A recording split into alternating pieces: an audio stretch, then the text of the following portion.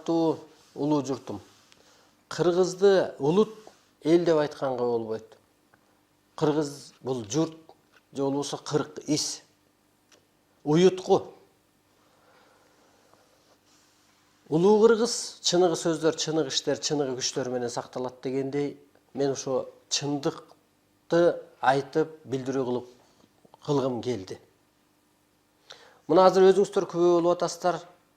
Дүйнө элиндеги оор акыбалдар, сырдуу кубулуштар, табигый кырсыктар, аты жөнү аныкталбаган оору сыркоолор, улуттар аралык, мамлекеттер аралык пикир келишпестиктер, үй бүлөлүк пикир келишпестиктер бул теңирдин ылгоо өткөөл мезгилдин ачык белгилери болуп саналат. Бул эмне деген өткөөл? Кудайдын буйругусуз куурайдын башы сынбайт деп ушул доор алмашып, кылым тогошоор кезде 1998-жылы Кыргыз жергесинде Алай тоосунда бир карапайым, Кудай өзү карапайым дегендей, карапайым менен көзүнө адам ата көрүнөт. Бала эмесип жатса, булакта булут пайда болот. Булуттан ак саргыл, бул жерге булут түшпөш керек эле десе, бир ак саргыл түстөгү адам пайда болот дагы. Мен 3 күндөн кийин саат 11-де келем. Илим жазасың дейт да көстөн кайын болот. Эси чыгып, аңгыча ага тууганы келип түлөө берип 3 күндөн кийин булакка барса 20 мүнөт кечигип 11-ден 20 мүнөт өткөндө адам ата келет. Шарт окуйт. Көз ачыктык кылбайсың, саясатка кийлигишпейсиң, сен аянга бар программа жазасың. Ачыкта алып чыгып кыргызды ойготуучу, адамзатты жетектөөчү, дүйнөгө жарыялоочу адамды биз башка жактан даярдап атабыз деп. Ошондон баштап аларды издөө башталат. Баяман Эркинбаевди чакырат, Барк Табасовду чакырат. Бир күнү мага дагы ошо бирөөлөр айтып келди. Ошол жерге бир барып кетесизби? Изденүү ушу Теңир тоодон бир адам чыгат деп айтты эле деп.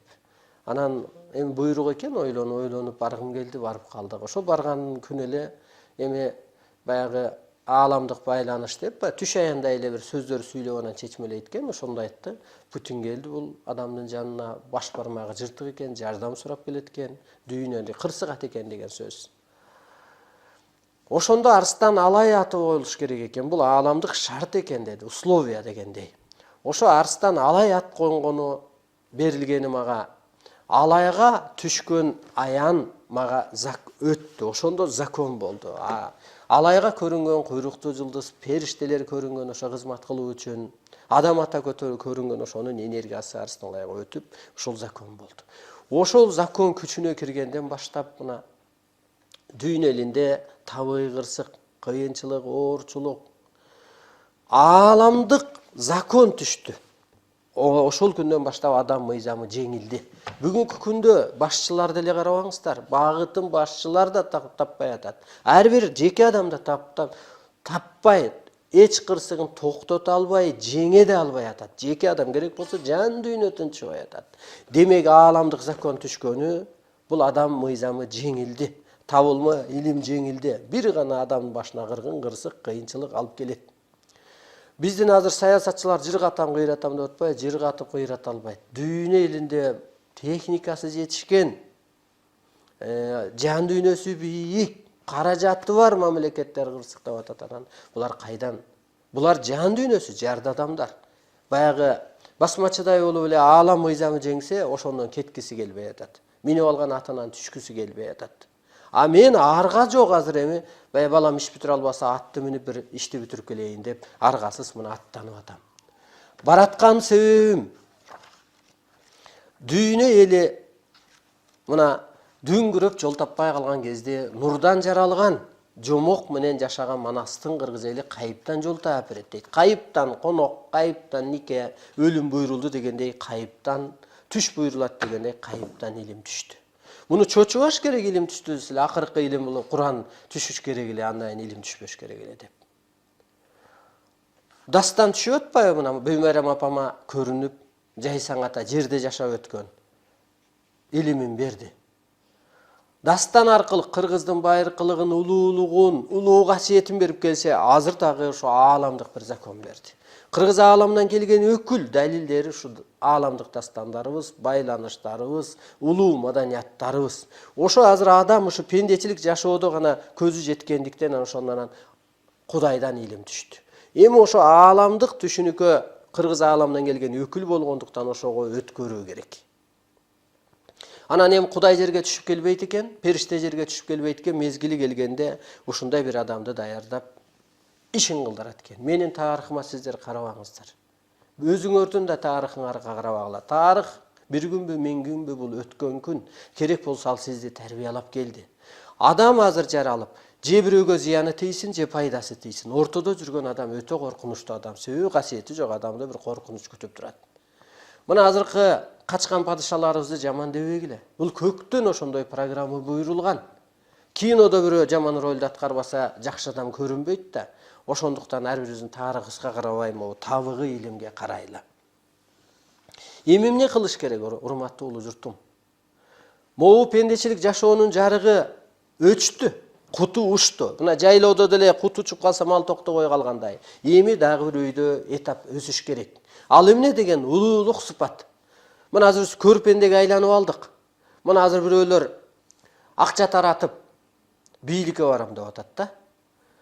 Хан акча таратып шайланабы? Өзүнө ишенбегендиктен ошого болуп атат да. Мисалга, ал каражат адамды эч жакшылыкка алып келген жок бүгүнкү күндө. Эки бир тууганды уруштуруп атат каражат, арыздаштырып атат, атаандаштырып атат, аң сезимиңди бузуп койду. Ошо каражат үчүн адам алданып калды. Ошол улуулук сыпат энелерден, эжелерден, аталардан, агалардан ошо улуулук сыпат кетти. Азыр эмне кылыш керек дегенде, адам этапка өтүп аргасыз.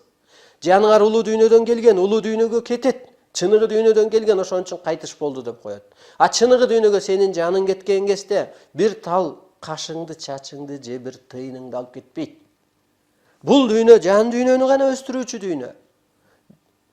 Кудай көзгө көрүнбөйт, аба көзгө көрүнбөйт, жан көзгө көрүнбөйт. Бирок адамды тейлеп турат. Мына мени жаным кыймылдатып атат да. Эн атаны сыйлаганда жан дүйнө, ак кара деп ылгаганда жан дүйнө, боз баланы бурмулаганда жан дүйнө дегендей, ушу жаныбыз көзгө көрүнбөйт. Адамды бийлейт. Ансыгандай урматтуу улуу журтум, ушу жаныңар чыныгы дүйнөдөн келип, чыныгы дүйнөгө кетерин билип, ана мына чыныгы күчтөр жерге түштү. Кээ бирлер инопланеттен көрүп атат, мына адам ата, жайсаң ата жерге түштү. Азыр чыныгы дүйнө үчүн аракет кылыңыздар. Ошондо бул чыныгы улуулук сыпат кыргызда болгон, Кудайдай кечиримдүү болгон, калыс болгон, тең көргөндү теңирим жалгаптыр деп тең бөлүшкөн, арбайлык, периштелик сыпатты кыргызда болгон.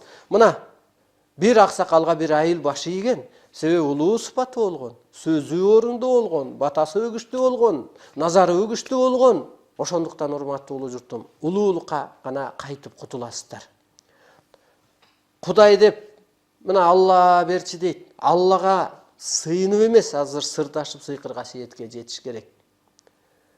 Бүгүнкү күнгө чейин ушу пенделер сыйынган, пир туткан диндер ошол убакыттагы эволюциянын деңгээлине жарактуу болгон. Ал пайгамбарлар Кудай өзүнүн купуя сырын, акырет жүзүн, адамзаттын жашоо жол жобосун өтө кыска аң сезимден эң төмөнкү тиби менен түшүнүп берген. Бүгүн дин жардам берип атабы? Жок. 2-ге бөлүп атат, 5-ге бөлүп атат, аймагы көбөйдү, тармагы көбөйдү. Бүгүнкү сиз таап алган каражат жардам берип атабы, урматтуу улуу журтум? Жок. Мына каражат үчүн элди бөлүп атат. Сиздердин маданиятыңыз улуулук өткөн кезде ошого жараша саясат болот. Ошондо ниетиңе жараша күн көрөсүң деп кыргыз бекеринен айтпайт. Касиетиң болбосо каражат сага жукпайт, качат. Касиетиң болбосо Теңир сени тентиретет, ата Теңир сени кеселдетет. Касиетиң болбосо егиниң дагы эмгегиң да бекер болот. Кесел болот. Ошон үчүн касиетиңиздерди тутунуңуздар, адамдык касиетиңиздерди. Азыр бир улуу кыргыз жаман сөздү оозанса, куту качат. Мына ызылдап уруш болсо не болот? 40 күн периште качат. Улуу кыргыз ууру кылса, 10 эсе чыгым тартат. Улуу кыргыз жаман адам келсе, жакшы сөз айтып узатып коет.